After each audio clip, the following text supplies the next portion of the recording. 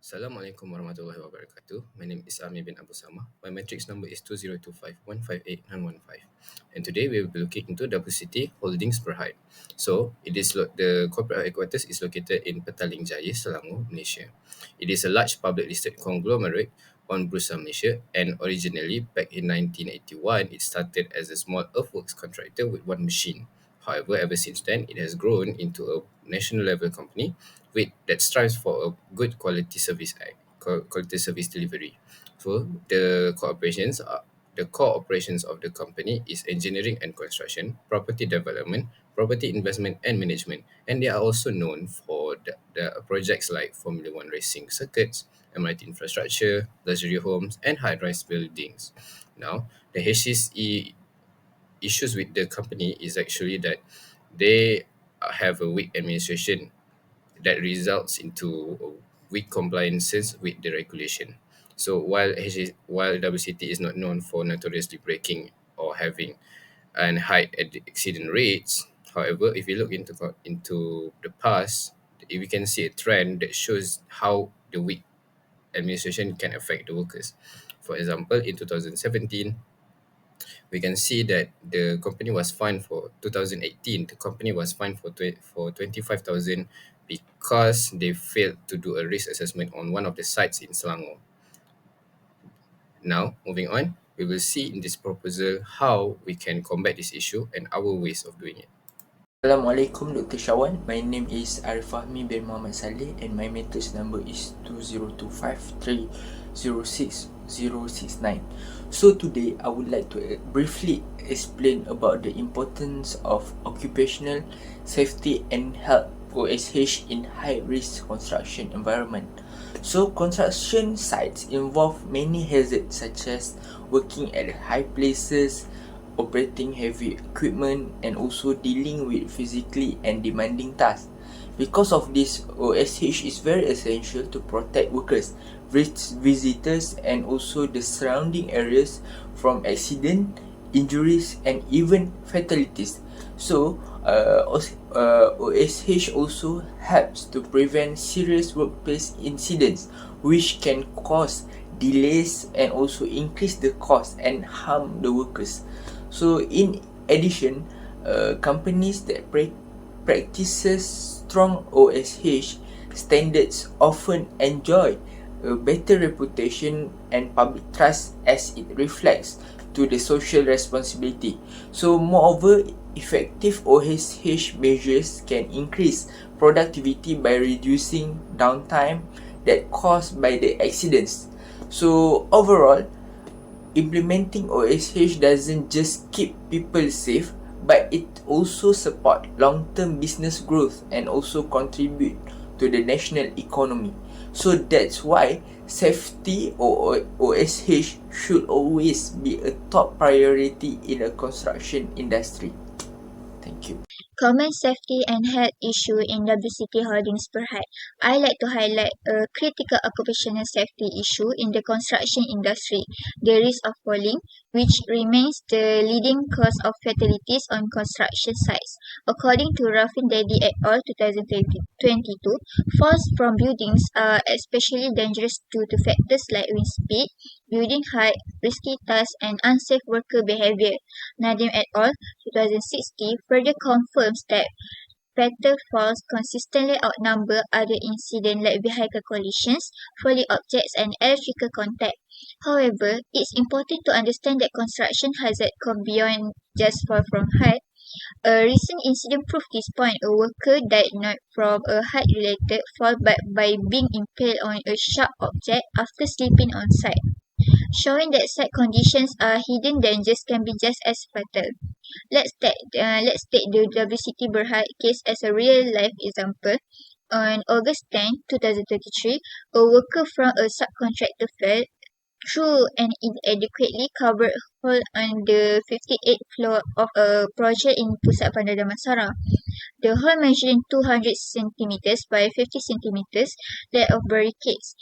He fell onto a concrete beam on the 57th floor and later died in hospital. Despite already having a prior safety offence, WCT Berhad was only fined 35,000 ringgit or faced 8 months of jail time under Section 90 of the Occupational Safety and Health Act 1994.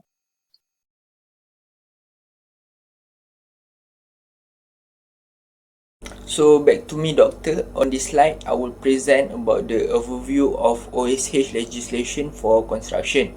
So firstly, I would like to briefly explain about the Occupational Safety and Health Act 1994 or OSHA 1994, which serve as the main legislation in Malaysia to ensure workplace safety and health. It was enforced on February 25, 1994 and aims to prevent industrial accident by encouraging cooperation between employees and manufacturers.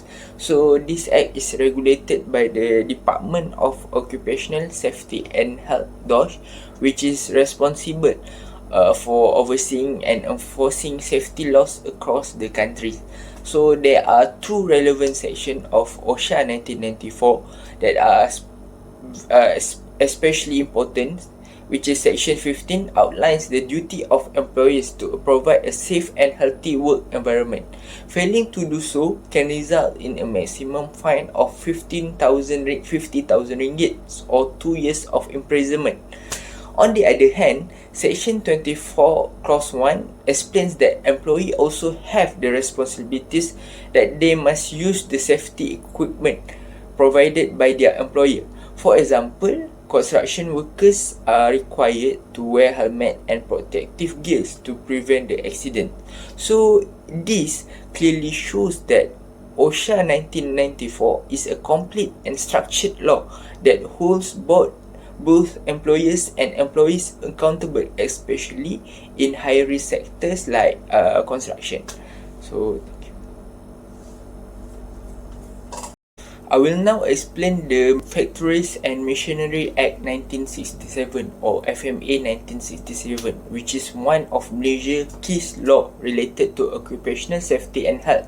So this act was introduced to regulate factory operation with a strong focus on the welfare, health and safety of workers, as well as the safe use of machinery in industrial settings. So one of the important provision in the act is Section 34 Clause 2, Clause A, which states that written approval from an inspector is required before using any space as a factory or installing any machinery. So this helps to ensure that the workplace is evaluated and declared safe before operation begins. So another key provision is Section 36, Clause 4, which requires that machinery must pass an inspection and be issued a certificate of fitness to confirm it is in proper condition for safe use. So we can say overall FMA 1967 is more focused on safety within factories and machinery use, in contrast to OSHA 1994, which deals more broadly with construction and general workplace environment and safety issue.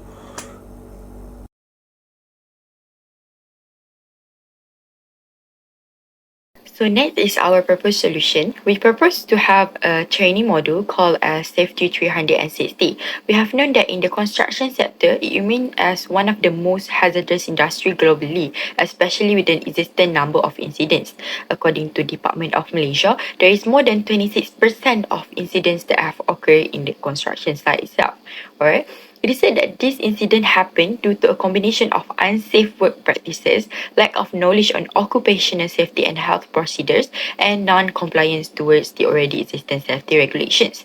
So the Safe 360 training model that we have about to propose is actually a proactive intervention in order to address these persistent challenges by equipping construction workers with practical knowledge, behavioral change, and modern technological aids to foster a safe work environment. Our objective of the model is to increase construction workers' knowledge of workplace hazards, particularly those that related to working at heights, machinery, and site conditions. Next is to promote full compliance with OSHA 1994 and FMA 1967 by educating workers on their legal rights and responsibilities, to enhance behavioral safety among workers through peer-led accountability systems and practical scenario training. After that is to integrate mental well-being into workplace safety practices by recognizing the link between stress and unsafe acts. And the last one is to utilize smart technology and immersive learning, VR or AR, to engage workers in effectively and reinforce OSH principles. Our structure module is divided into 3 comprehensive training days. On the first day, we have its regulatory framework and hazard identifications. Okay, in this day, we are going to introduce the OSH legislation, which is OSHA 1994 and FMA 1967 to the worker. We will analyze case study of past incidents such as Pusat Bandar Damansara fatal fall. We're also going to reenact these incidents by using VR, and in order for us to ask the workers what kind of hazard is there in the incidents, and if they are able to identify it, it is good. It means that they already understand. In day 2, okay, in day 2 we are going to practical safety skills and behavioral change, okay, where those who is working at the height safety drills, okay, they are going to use a PPE with the smart wearable integrations. By wearing that, they are able to prevent from incidents from happening, and there will be warning that is sent to the managers so that they will know what will happen to the workers itself. Also, we'll be having a peer-led behavior-based safety group sessions. So they will be having a group session between themselves, and they are going to share experiences. They will share experiences. Okay, they will introduce also a safety wallet motivation system that will reward the workers if they are motivated in wanting to practice all of the training that we have already given to them. Okay, in day 3 is stress management and emergency preparedness. Alright, so we are going to manage mental health on construction sites by linking psychological well-being to safe behavior. Okay, there will be also real-time emergency drills, model review feedback, and personal safety action plan. So the way we are going to deliver this module is by having immersive virtual reality, which is VR, for incident reenactments and hazard scenario training. Okay, we are going to also have augmented reality, interactive hazard hunts during risk assessment sessions. We are also going to deliver through smart wearables demonstration, real-time monitoring of worker safety during PPE training, and group coaching circles, peer-to-peer session to discuss safety behavior, encourage openness and foster accountability, and motivational reward system, safety wallet implementation to incentive daily safe practices, interactive lectures and discussion, facilitator-led discussion on legal compliance, company case studies and improvement strategies. And the last one is on-site emergency. We are going to have a simulations drills to practice emergency procedures in real environment. Okay, so the combination of modern technology and human-centered learning aims to deliver and engage practical and sustainable impact on worker safety behavior.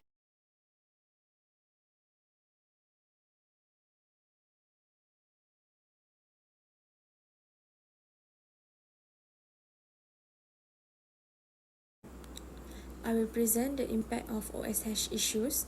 Firstly, loss of workforce and psychological impact on workers. Fatal accidents at construction sites can lead to serious psychological trauma for surviving workers. After losing a colleague, workers often experience fear, anxiety, and even long-term mental health issues like grief and helplessness.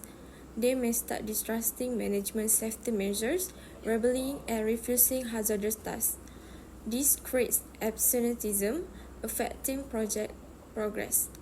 According to Ismail, in 2022, nearly 80% of these accidents result from reckless attitudes, showing the need for a stronger safety culture. Over time, skilled workers may leave the industry entirely, making it harder and more expensive for companies to replace them. Next impact is negative public perception and damage to industry reputation. Beyond harming workers, fatal accidents seriously damage a company's reputations. Negative media reports cause investors, clients, and regulators to question the company's safety commitment. Potential clients may avoid working with such companies to protect their image. For example, the Star in 2024 highlight WCT Berhad's past safety violations, amplifying public concern. This loss of trust affects future contracts. At the same time, companies face lawsuits from victim families and costly regulatory penalties. New regulations often force companies to invest more in training, modern equipment, and frequent safety checks. To rebuild trust, companies must invest in safety programs, corporate social responsibility, and transparent communication to reassure both workers and the public.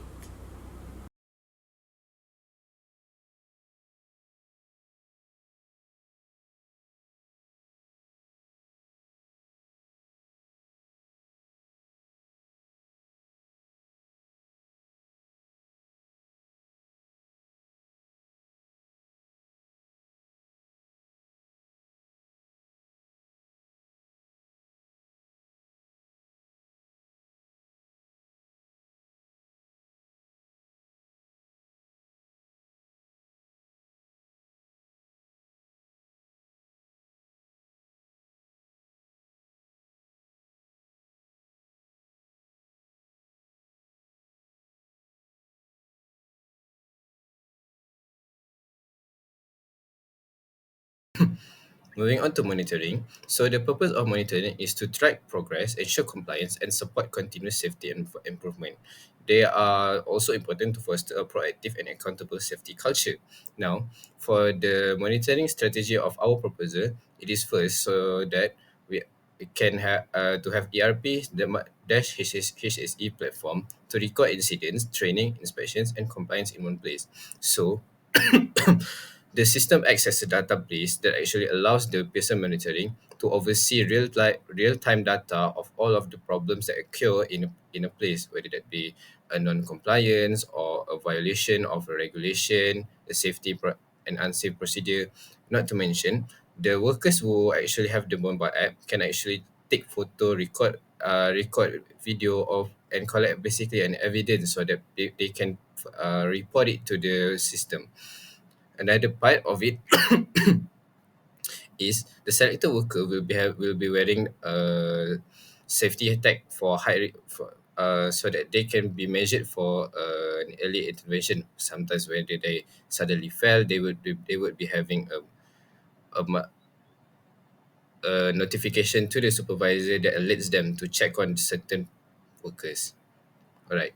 Then there are also money site inspection using the standard audit list and all HSE training track to ensure total compliance. Next, for evaluation approach, the quarterly review. This is an approach where the HSE manager presents all the reports, trends, audits to the board or the stakeholders. This can ensure an engagement with the stakeholder and show them the progress of the project being launched. Another method is actually to have annual external audit. While we have internal audit done by the managers and the site directors, we also have an annual external audit to check with the compliance with the regulation and whether what we are doing still are considered legal. Now, we need to understand that the evaluation method are spread out across multiple levels. Now, some of them is actually HSA manager that leads MNE or monitoring and evaluation and reports progress. Another one is the site office safety officers who actually done the daily inspection and hazard reports or reporting all of the findings. Then the lastly is the IT team which maintains ERP system and mobilized tool for real-time reporting. Thank In conclusion, there are several key issues of HSE in WCT, which is inadequate subcontractor oversight, lack of proper safety training, good compliance monitoring, and poor ergonomic practices. Now, this actually contributes to the highly preventable accidents that happen in WCT due to non-compliance. Now, the proper solution that we propose are centers around five things, which is to implement the RT integrated HSE system, strengthen worker training and safety culture, adopt AI-driven monitoring tools, improve stakeholder engagement. Now, with effective execution, we believe WCT can reduce accidents, ensure compliance, and lead into a more sustainable construction. We are suggesting and advocating for the use of AI and wearables as we are advancing in a world with technologies. Other than that, we are also suggesting for a much deeper insight into ergonomics and be, due to the sheer importance of it for the workers' well-being. That's all from us. Thank you.